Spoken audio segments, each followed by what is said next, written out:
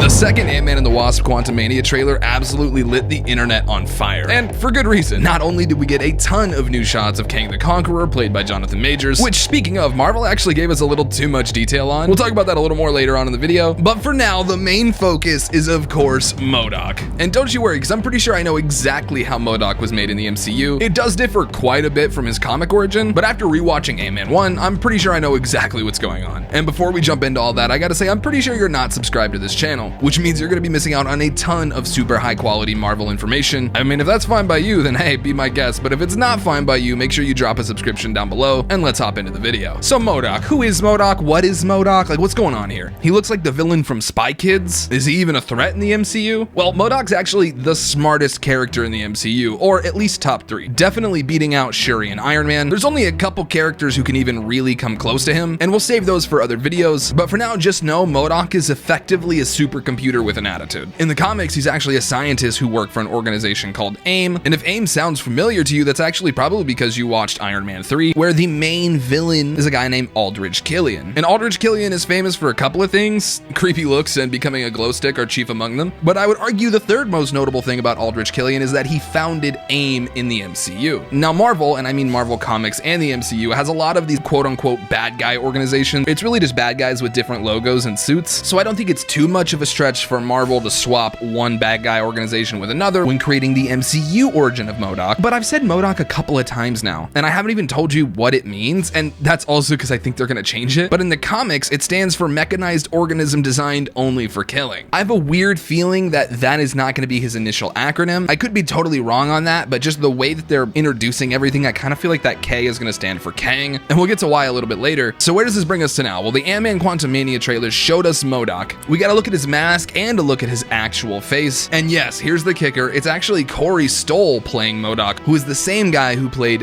Darren Cross in the original Ant-Man movie. If you don't remember, he was like the bad guy. He wore the yellow jacket suit for like 6 seconds. His whole role in the original movie is that he wants to be seen as an equal by Hank Pym, or at least just deemed worthy by Hank Pym. And Hank, who is famously hard to please, really never gave Darren any words of encouragement. See, Darren Cross is originally Hank Pym's assistant, and Hank makes note of this multiple times throughout the original Ant-Man movie, going as far as to say, "I saw too much of myself in you." And even though Darren Cross is a pretty evil guy, he's still pretty smart. Smart enough to recreate Pym particles, which are the things that allow the Ant-Man suits to shrink and gain in size, albeit it took him a few tries. But why am I telling you so much about Darren Cross? Well, I mean, he's a totally different character from MODOK, right?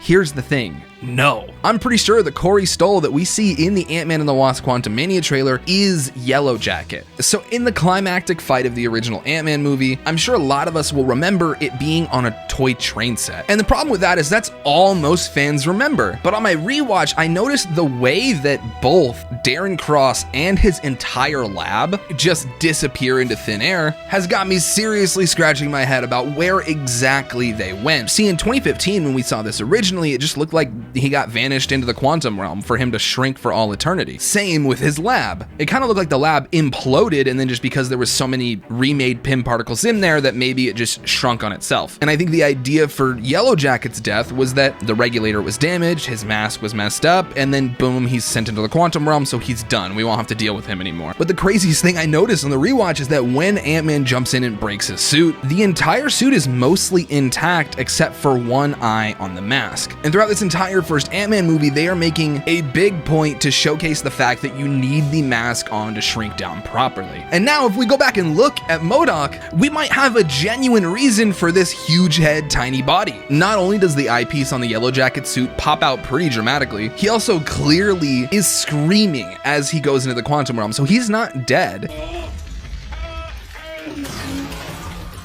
Now, I don't know how much of the lab equipment survived. I'm not exactly sure. You know, maybe Kang does make the MODOK suit. Maybe Darren builds it himself out of the wreckage of his lab. And because Kang helps him in the quantum realm, maybe he's indebted to Kang. Now, the biggest question I have on the table for Ant-Man Quantumania is how long has passed in between this scene and this scene? We know that time works differently in the quantum realm. What felt like 5 hours for Scott was actually 5 years on land. So if Darren Cross or Yellow Jacket or MODOK was crazy and extremely smart in the MCU, MCU, and then he got trapped in the quantum realm for undisclosed amount of time, it could be anywhere from 100 years to thousands of years. And I think it really is kind of poetic for Darren's journey to wind up being just the head. That's all he ever cared about anyway. He just wanted to be acknowledged for being smart. And the thing is, I don't know how much of MODOK's powers from the comics are going to translate into the MCU. That's why we really haven't talked about them much, because in the comics, he borderline has telepathy. He can problem solve and calculate better than any computer, and like I said at the beginning, any character in the MCU. And a lot of the enemies he wound up fighting in the comic books felt like he could just read their mind completely, or that he had a transcript of how everything was going to go. So if everything in this movie is pointing the way that I think it is, it looks like Kang not only has an all-powerful suit with the 10 rings of Shang-Chi and Kamala's band, not to mention an entire empire at his command, but he also has the smartest character in the MCU as his chief accountant. And one more thing I wanted to share with you guys for the people who have stuck around, so this is pure theory, I've not read any leaks. There's a line in the beginning of the first Ant-Man movie, which shares the same director, by the way, with the new Ant-Man Quantumania. In the scene, he's basically defending his work from Howard Stark and eventually Hydra when he says this: "As long as I am alive,